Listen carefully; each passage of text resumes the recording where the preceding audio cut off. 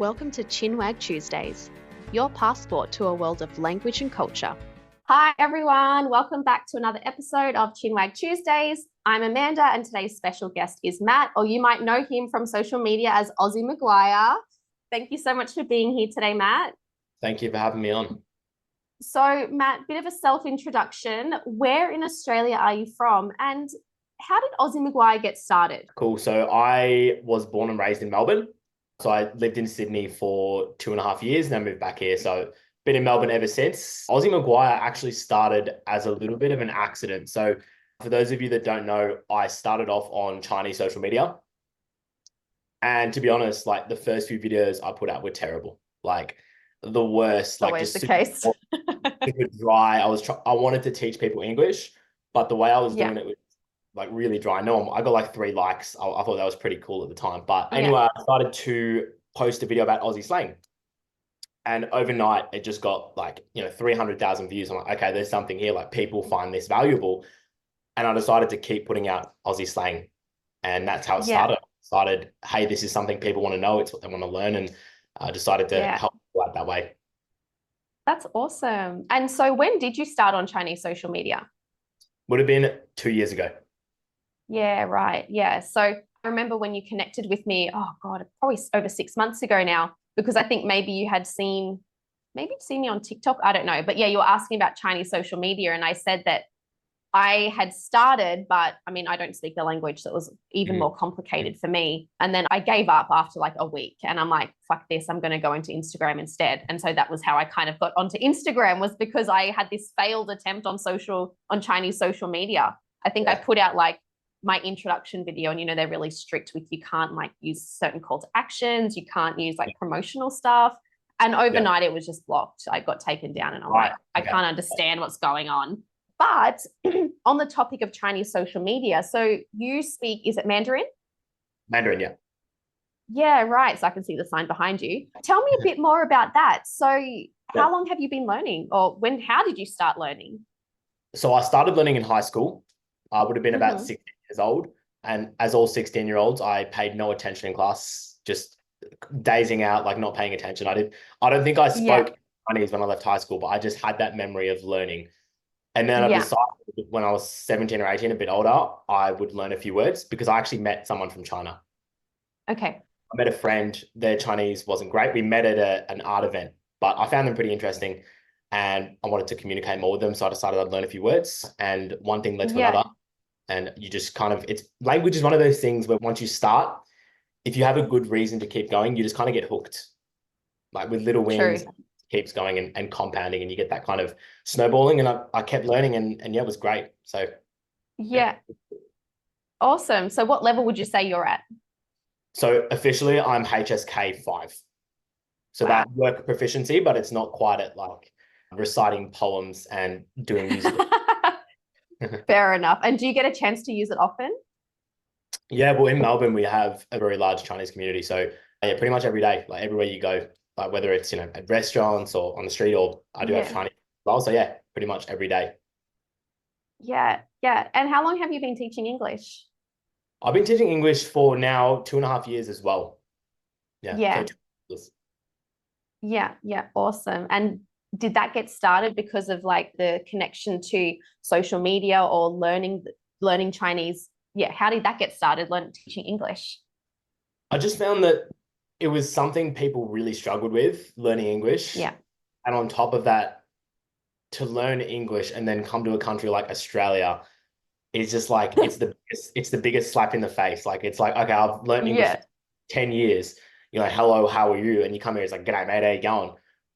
And it's like, I felt for them. I felt like if I would have learned Chinese and then flown to a Chinese city and had to speak another dialect, it would have like been the biggest like heart-crushing moment. So I wanted to help people overcome that, be able to understand and fit into the community here. So that was my kind of inspiration for starting to teach English.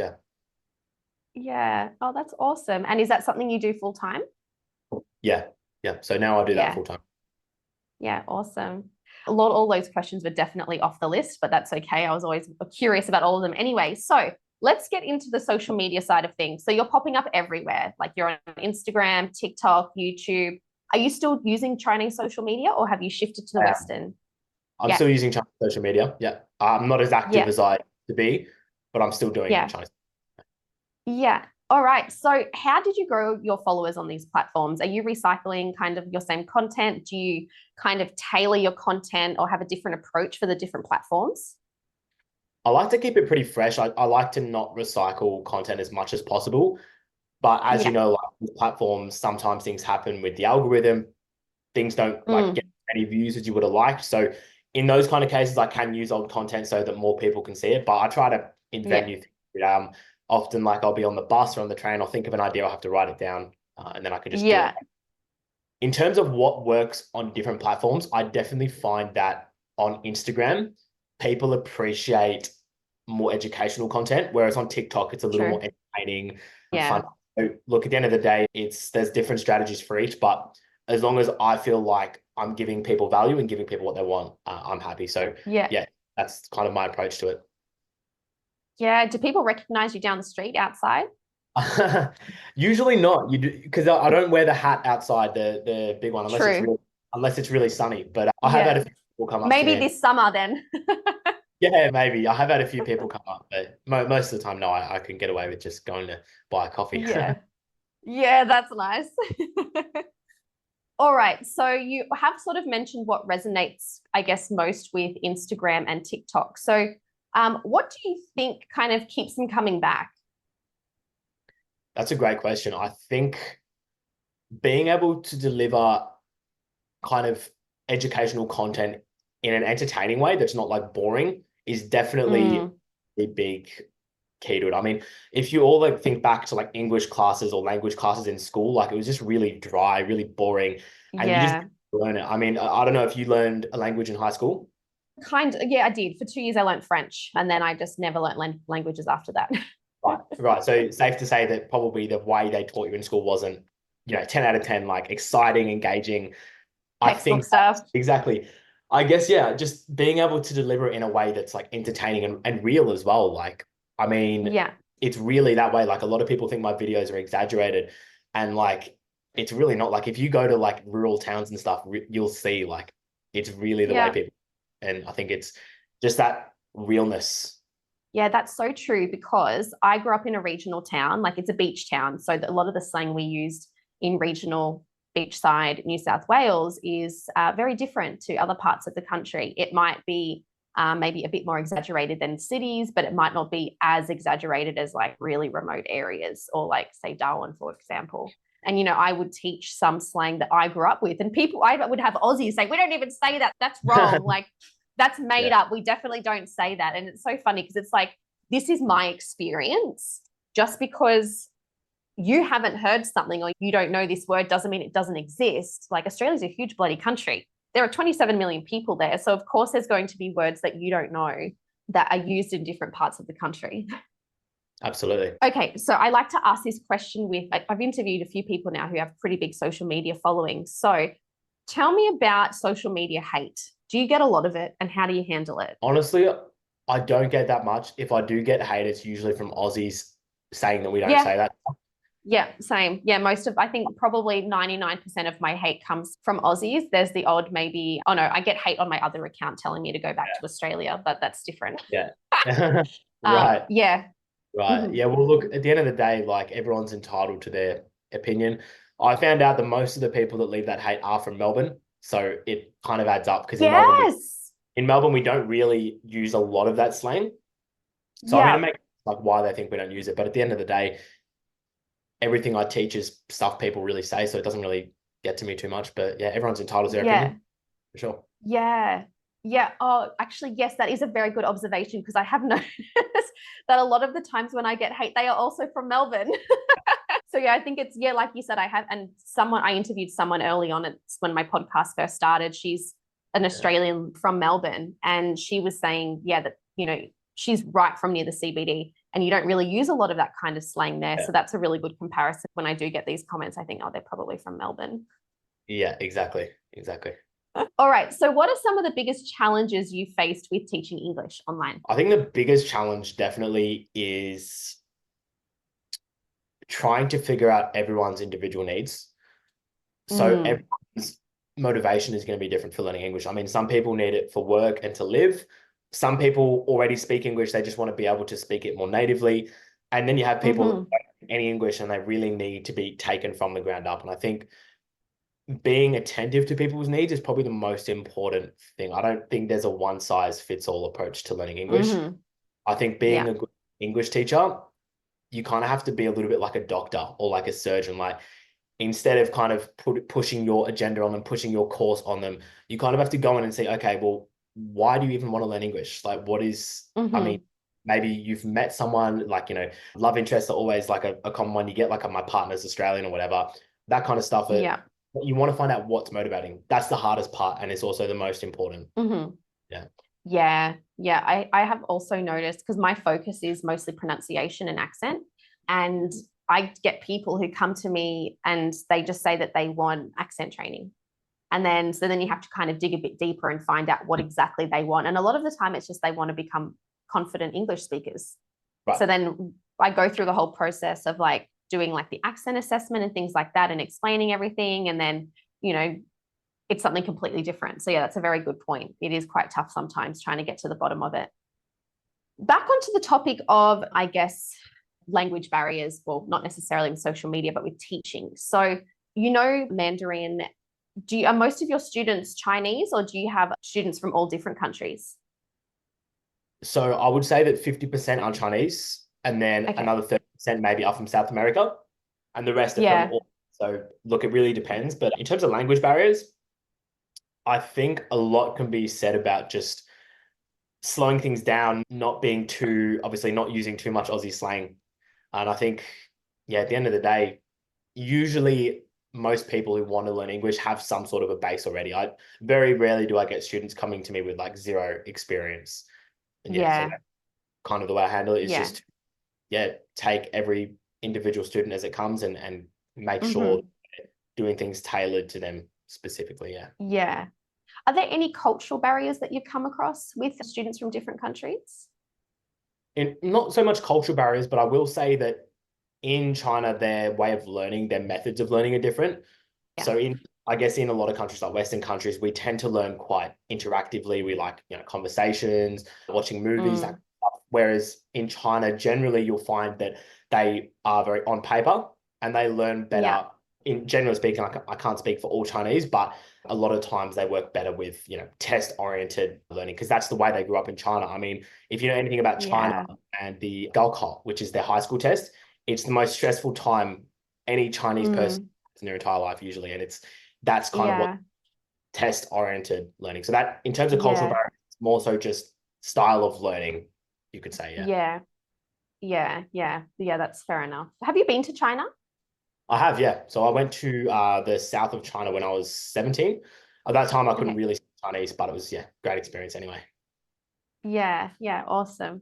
I think it's just like provides a whole different experience when you're able to visit a country and actually speak the language and communicate with people. And I don't know, it's such a different experience, if you're able to do that. People are really shocked a lot of the time. I remember traveling, like, I go to the same cafes in my city here in India. I go to the same places. I see the same people all the time. People aren't surprised that I speak Hindi. But the first time I went, I think it was the start of the year, my husband and I went to a different city for a friend's wedding. My husband's Indian. That's why I'm here. I should mention that. So when you say love interest, that's relatable. And I remember being at the airport and just habit now to speak Hindi, and like everyone was shocked. And it was so funny because it's like, oh, this is just normal for me now. But I just forgot that I haven't really gone anywhere in so long and spoken to different people that, they're not really, that it's more shocking for them. No, that definitely. And was your husband the main reason you learned Hindi? His parents, actually. His parents don't speak English.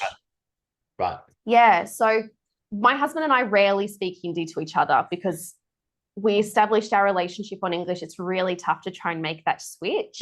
But with his parents, so they don't know English. I mean, Hindi now is becoming really mixed, where people will add like English words, throw English words into the conversation. There's a lot of borrowed words from English too that they just kind of turn into Indian English. And like I can read the script or the alphabet. And as an example, the word engineer in Hindi is engineer. And it's actually spelt with the different letters, right? principal, like the principal of a school, is principal. Okay. So Yeah, different words have been taken on. It's hard knowing which words in English people know though, but yeah. with verbs, so doing verbs or actually, yeah, doing verbs basically, you have like the word and then karna. So karna is the actual doing part. So right. what people tend to do now is put the English word and then add karna on the end. Okay. So Yeah, right. yeah, so technically, if I want to say like to try something, you say just like koshish karo. Koshish is try.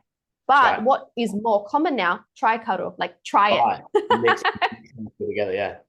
Yeah, so I do that a lot, and my Hindi teacher's like, stop being lazy. And I'm like, I just don't know if there's like the Hindi equivalent, what's normal, because spoken Hindi is changing. Yeah. These are all the things, I guess, yeah, my students have to deal with, or our students have to deal with when they go to a different country and try and work out what is spoken English or what's the spoken language, and it's very different textbook language. Absolutely, yeah, for sure. Yeah.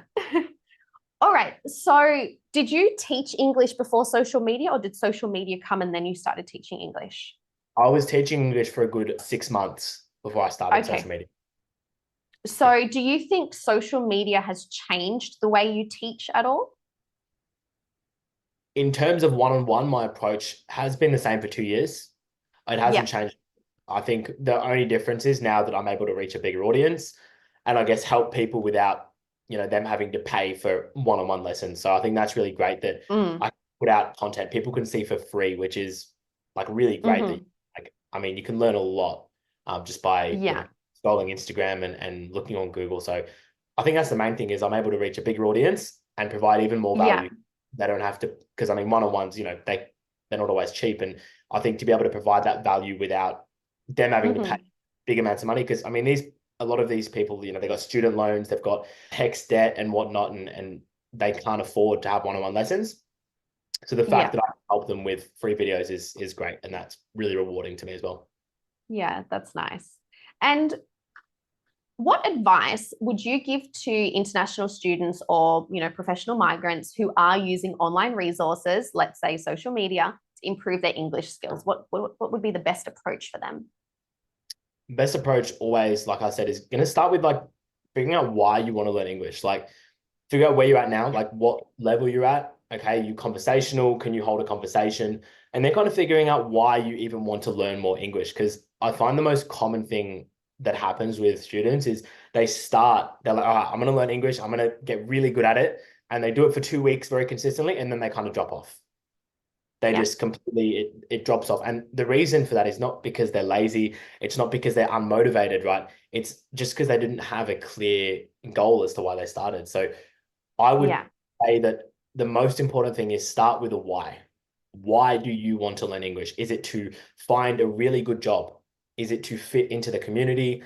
Is it to make friends? Or is it because you've got a love interest, right? If you figure out why it is, in those times where you want to give up, when you want to just, throw the baby out with the bathwater and stop learning English, you're going to think of that why, and that's going to keep you going. And that's the best advice I can give is start with a why.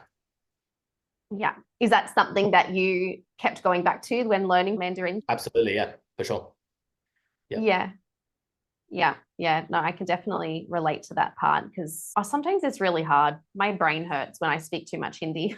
But yeah, no, definitely. I think also as well, people assume two things about India. One, that everyone can speak English because a lot of Indians are abroad that can speak English. And two, that I must be fluent because I've been here for 5.5 years. Like I said before, my husband and I speak only in English. I teach online in English. My friends and I speak English. So I don't have that kind of forced immersion to learn Hindi. Where I live, in the main city, Chandigarh, yes, people do speak English. You can get by. But I live on like one of the outer suburbs.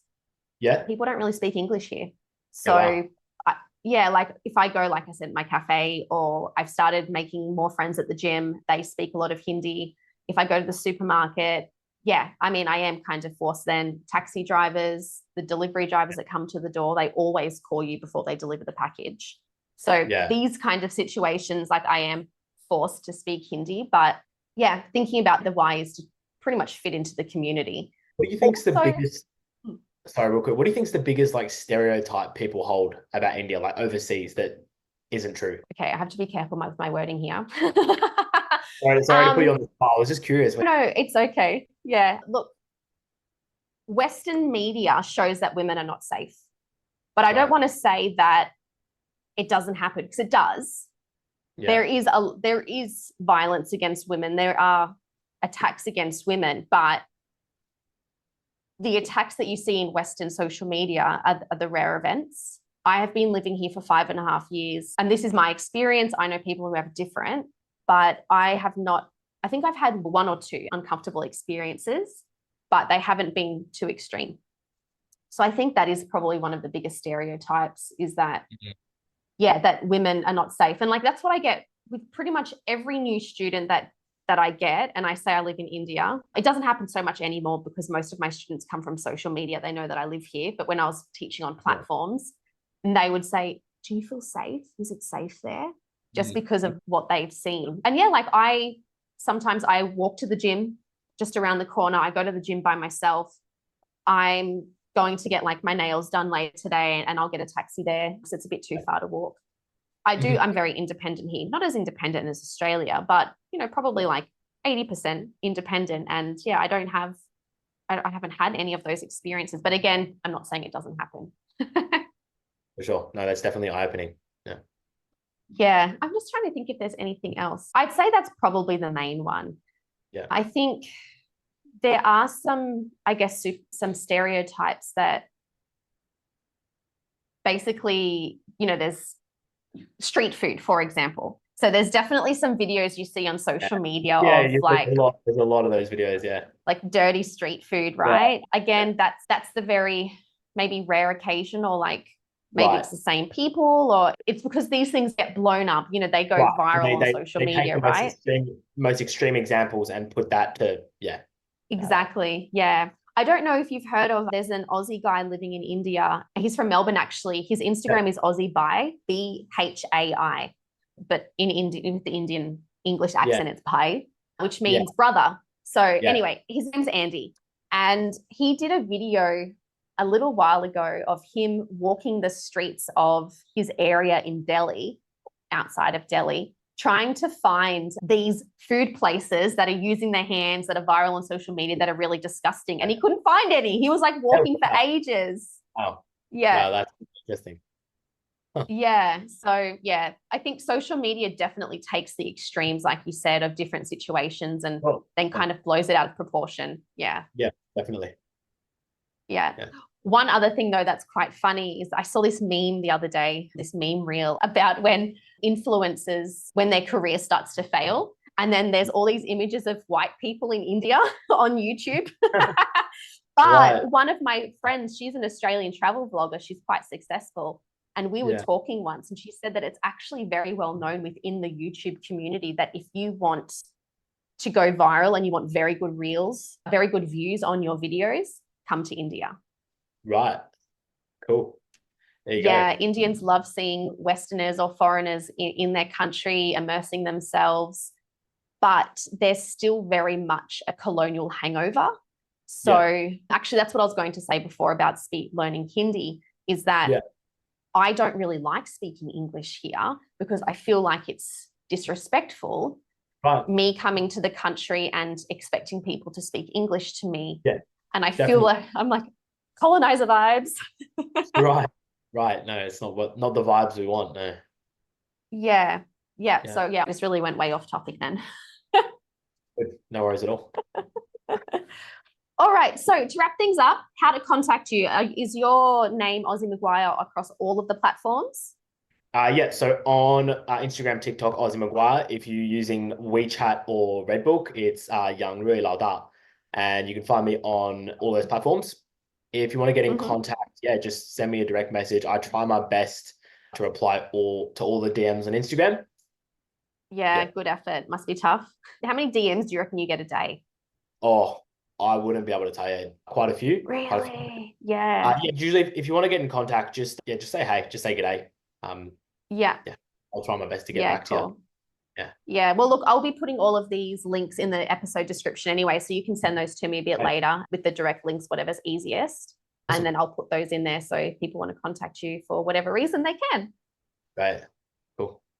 Cool. All right. Well, thank you so much for joining me today, Matt. It's Thank been really nice to officially meet you.